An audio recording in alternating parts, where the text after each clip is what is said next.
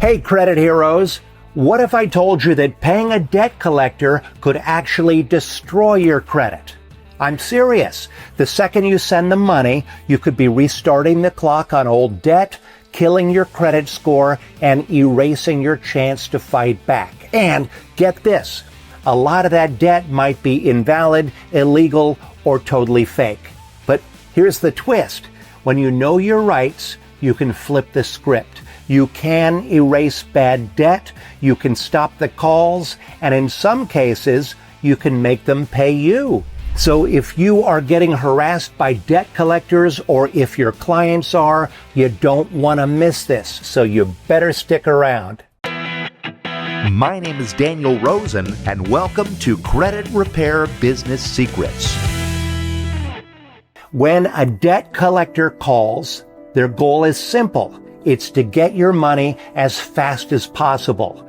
But if you pay them without knowing your rights, here's what can happen.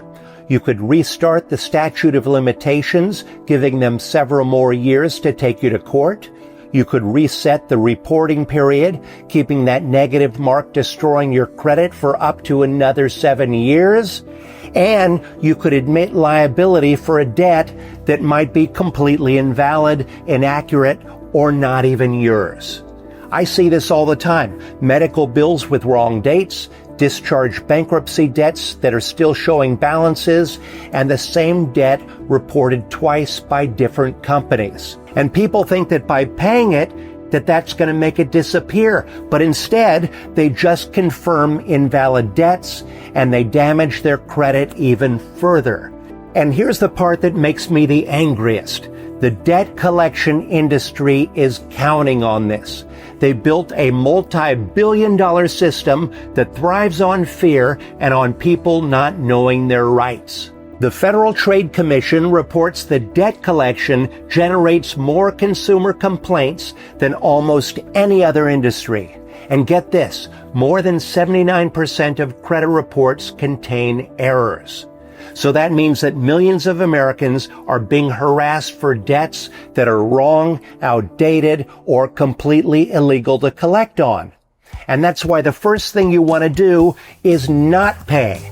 Instead, you want to investigate. This all sounds scary, but I want you to take a deep breath and know that you are not powerless here. In fact, you have a legal shield on your side, and it's called the Fair Debt Collection Practices Act, or the FDCPA. And understanding it is the first step to turning the tables and taking back control.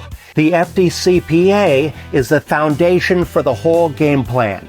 It's why you can demand proof, stop the harassing calls, and hold them accountable. Debt collectors don't just want your money, they are literally banking on your silence. Every year they file hundreds of thousands of lawsuits, and in many jurisdictions, over 70% of those cases end in default judgments. That means that the consumer didn't even show up in court. This isn't a coincidence. No, the debt collection system, it profits from fear, misinformation, and the assumption that people won't fight back. But here's the twist. Many of these lawsuits are flawed from the start. Defaults aren't victories, they're oversight.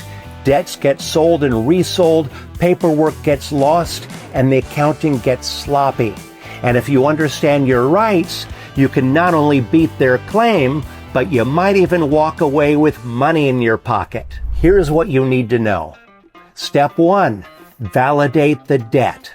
Under the law, you have the right to demand validation. That means that the debt collector must prove that they own the debt, that the amount is correct, and that they are allowed to collect in your state. You have 30 days from first contact to send a debt validation letter, and you should send it by certified mail so that you have proof.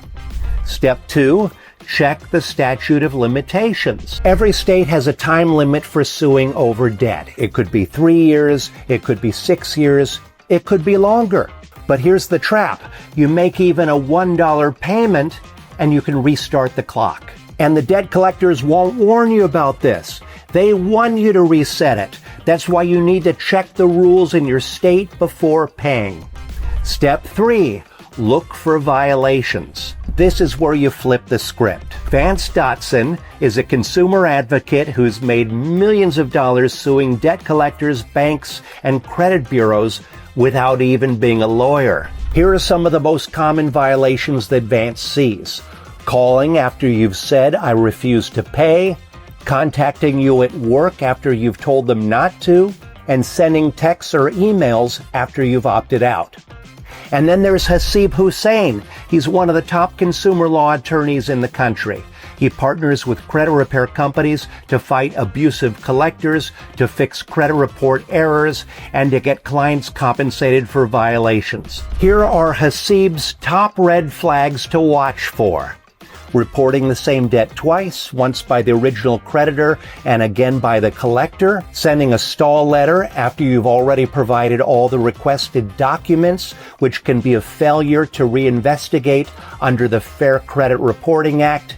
And other violations you should know, which are calling before 8 a.m. or after 9 p.m. in your time zone, telling your friends, family, or employer about your debt, and failing to mark an account as disputed after you've disputed it. Every single one of these violations can be leveraged to get the debt removed, to get it settled for less, or to even win damages in court. Step number 4, partner with an attorney. Here's a myth. You have to pay thousands just to talk to a lawyer. And you know what? That's not true.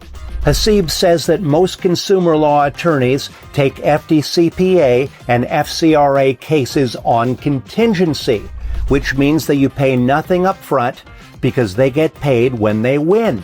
If you're in credit repair, having an attorney partner is a huge value add. It helps your clients remove stubborn accounts and can even lead to compensation for violations. Just make sure that you document everything. Save credit reports before and after disputes, save all letters sent and received, and save all call logs, voicemails, and texts from collectors, because those records can make or break a case. Step 5. Negotiate smart. If the debt is valid, if it's within the statute of limitations, and you've decided to pay, do it strategically. Here's where you want to negotiate a pay for delete, which is where the collector agrees in writing to remove the account from your credit report after you pay. Start low. Sometimes you can settle for 20 to 30% of the balance and never, ever, ever give them direct access to your bank account. Always use a money order or a prepaid card instead. And we have a bunch of helpful pay-for-delete letters in Credit Repair Cloud for you to use. So I'm going to put a link in the show notes for links to these letters, and there are even more helpful pay-for-delete letters inside your Credit Repair Cloud. I've seen $4,000 settlements from wrongly rejected disputes, thousands won from collectors who kept calling after being told to stop, and medical debts turned into cash settlements because the debt collector couldn't prove that the bill was accurate. But none of this happens if you pay first. The moment you send any money, you have confirmed the debt, you restart the statute of limitations, and you lose most of your legal leverage and prove that they have the legal right to collect. Because after 20 years in this industry, I can tell you that about half the time they can't. And I'll end by saying, if you want to learn more secrets to getting debt collectors to pay you, check out Vance Dotson's top tips here. And if you'd like to improve your credit score and discover how to earn extra income repairing credit for others, check out my brand new Start Repairing Credit Challenge. So sign up right now at startrepairingcredit.com and keep changing lives.